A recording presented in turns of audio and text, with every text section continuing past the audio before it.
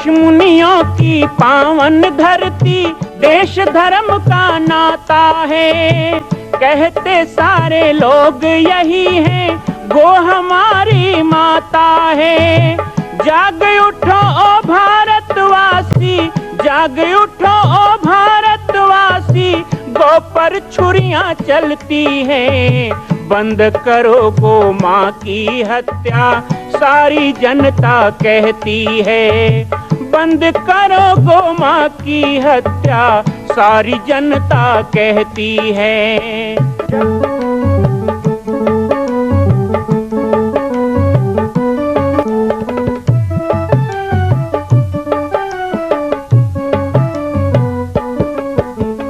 जगह जगह पर बूचड़ खाना, लाखों गौएं कटती हैं।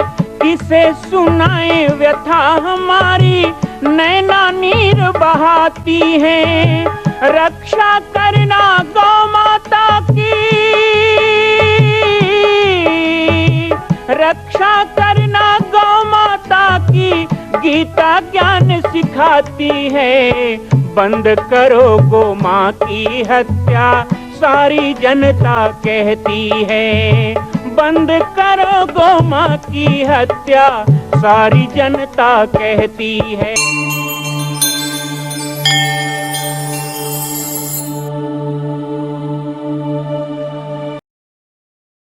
हमारे मन को मानसिक शांति देने के लिए सबसे बड़ा आधार। कल हमारी बहन ने हमसे प्रश्न पूछा था, संभवतः आज बैठी हो कथा में, कि हमें क्रोध आता है और क्रोध को कैसे शांत करें। तो बहन जी, मैंने कल भी बात कही थी कि क्रोध को शांत करना हमारे बस में नहीं। एक प्रश्न और किया गया था कि बाबा जी, क्या आपको भी कभी क्रोध आता है? बहुत जोर से आता है। आप लोगों को तो कम ही आता होगा, हमें तो और भी ज्यादा गुस्सा। देखते नहीं हो क्या, हजारों लोग बैठे हो फिर भी गुस्सा थमता नहीं है, जैसा पाते हैं वैसा बोल देते हैं। ये भी नहीं सोचते समाज में कई प्रकार के लोग बैठे, क्या सोचे, किसको खराब लग जाए, बुरा लग जाए। लेकिन नहीं, क्रोध करो, क्रोध करना मना नहीं। भगवान ने बनाया है क्रोध तो कोई गलत चीज के लिए नहीं, अच्छी चीज के लिए। क्रोध करो, अपने विकारों पे क्रोध करो, अपने ऊपर क्रोध करो। बहुत गुस्सा आना चाहिए। एक महात्मा जी बाजार से जा रहे थे, हलवाई की दुकान थी, दुकान पे चले गए। बाबा जी को अच्छा नहीं लगा, बोले हलवाई की दुकान में संत बैठे तो लोग क्या कहेंगे। लेकिन मन ने कहा कोई बात नहीं, थोड़ी देर बैठ जाओ, कितनी अच्छी सुगंध आ रही मिठाई। महात्मा बैठ गए। मन ने कहा बैठ गए तो कुछ करो। महात्मा ने कहा देखो, तुम्हारे कहने से मैं ऐसी जगह पे बैठ गया जहां मुझे नहीं आना चाहिए। अब तुम मुझे गलत रास्ते में मत ले जा, मैं तेरी बात नहीं मानू। लेकिन मन का पलड़ा भारी हो गया कि नहीं, कुछ करो। महात्मा ने तुरंत होटल वाले को बुलाया, कहा जलेबी ले आओ।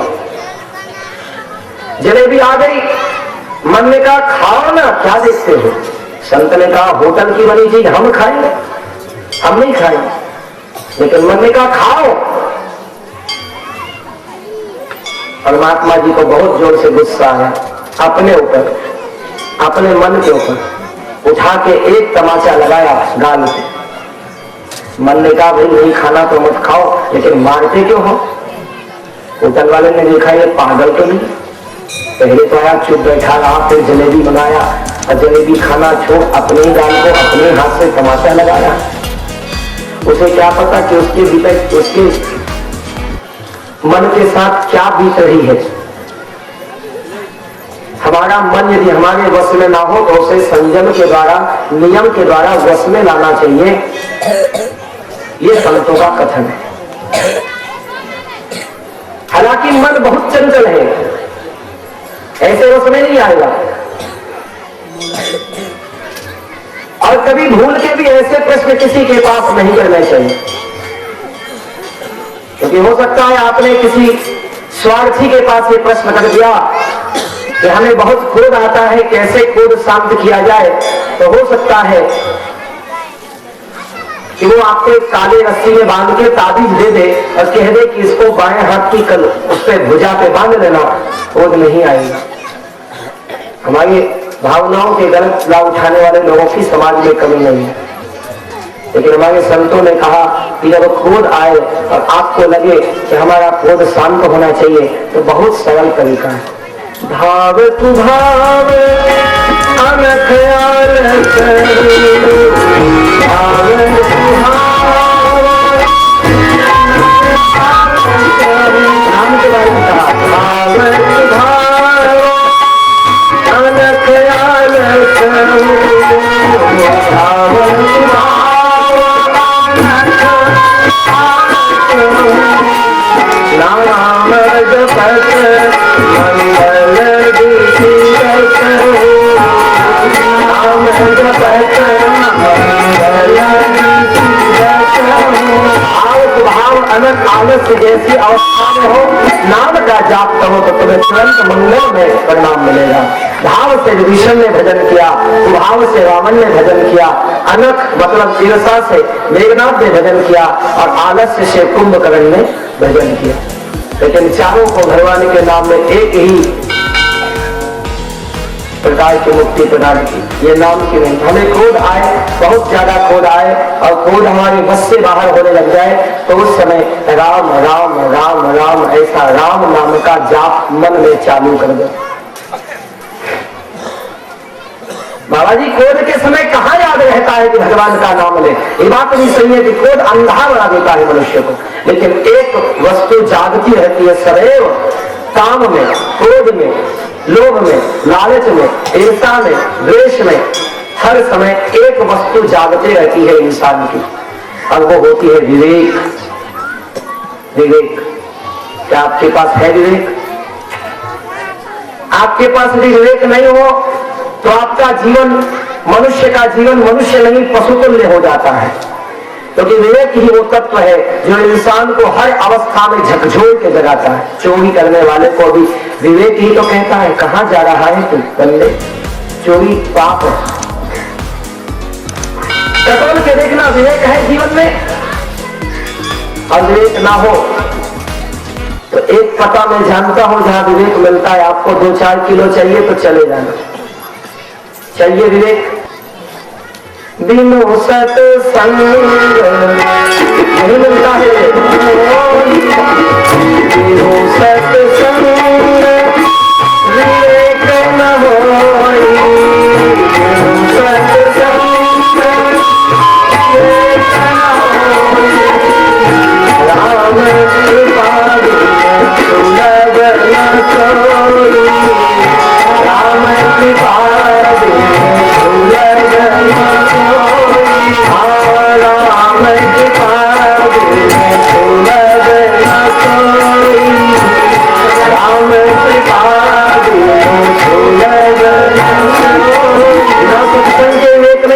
सत्संग में आओ तो विवेक का जागरण होगा, और जब तक विवेक का जागरण न हो मनुष्य तो रहेगी लेकिन मनुष्यता नहीं रहेगी, मानव तो रहेगा लेकिन मानवता नहीं। आज डोंडी लोहारा के वासी, डोंडी लोहारा क्षेत्र वासियों के मन में विवेक का जागरण हो रहा है। ये विवेक का संकलन किसने किया है? सत्संग की महिमा है। तात स्वर्ग अपवर्ग सुख धैर्य तुलाए के अंग, सकल सुख लव सत्संग, एक लवलीन का सत्संग जीवन में विवेक प्रकट कर देता है। वाल्मीकि नारद जगत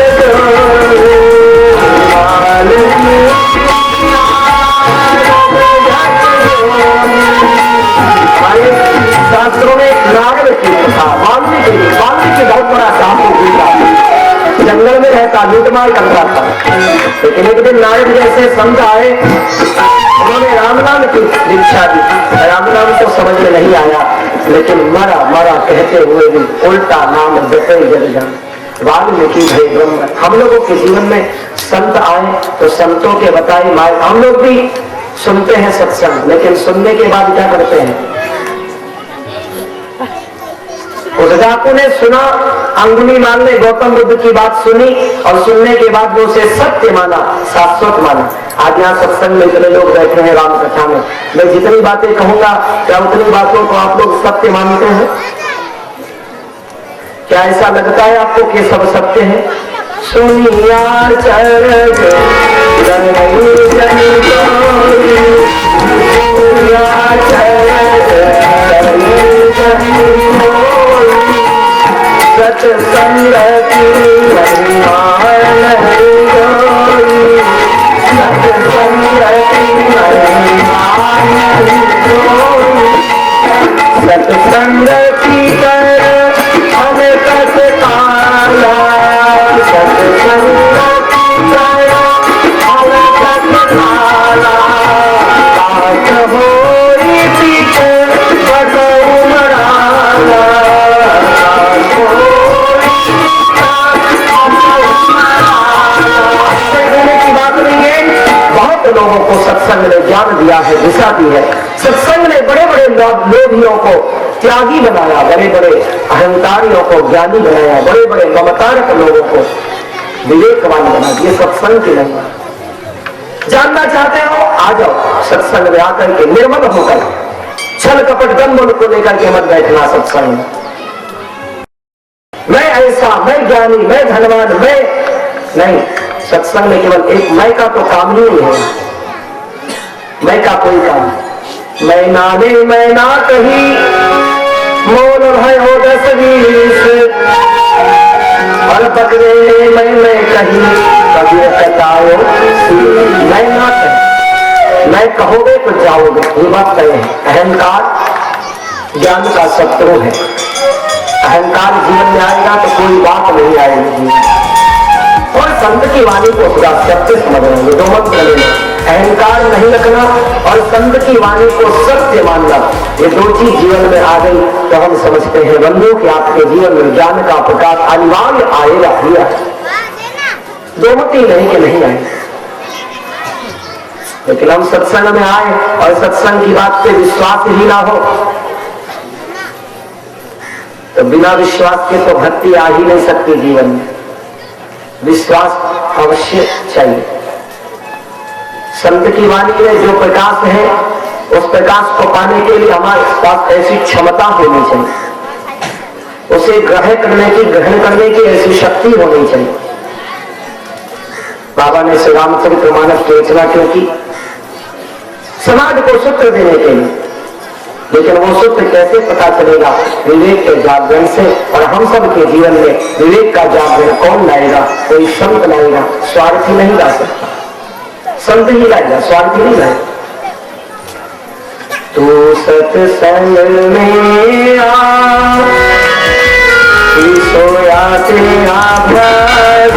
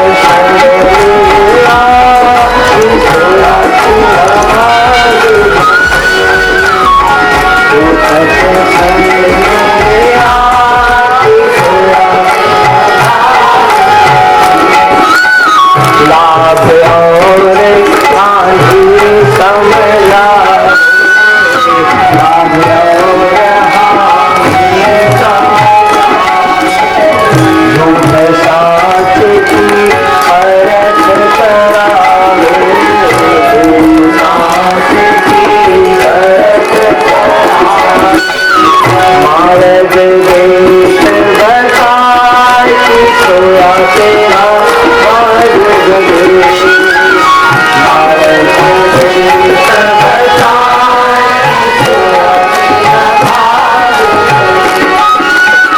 मार्ग देश बताए सोया तेरा मार्ग देश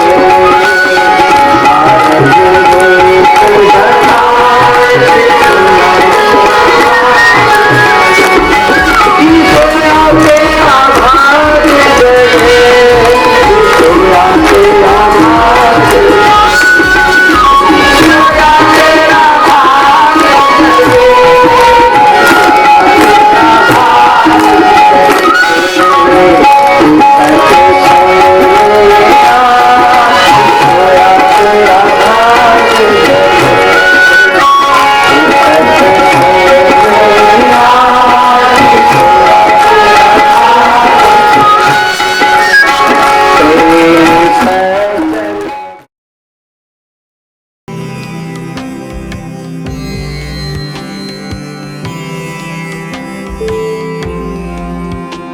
मां कौशल्या की पावन जन्मभूमि छत्तीसगढ़ प्रांत में बालोद जिला में स्थित है श्री सर्वसिद्ध शक्तिपीठ जामड़ी पाटेश्वर धाम। परम पूज्य सद्गुरुदेव राजयोगी बाबा जी की तपस्थली श्री पाटेश्वर धाम और विश्व के अद्वितीय मां कौशल्या जन्मभूमि मंदिर निर्माण का दर्शन करने और इसी प्रकार समसामयिक विषयों पर अपना ज्ञानवर्धन करने के लिए और 10,000 गायों के लिए बनने वाले श्री हनुमान नंदीशाला गो अभ्यारण्य का समाचार प्राप्त करने के लिए आप सभी देखते रहें YouTube चैनल पर राम बालक दास, और हमारे चैनल को आप सभी सब्सक्राइब करें, घंटी का बटन दबाएं ताकि आप सूचनाओं से जुड़े रह सकें। जय श्री राम, जय गौ माता, जय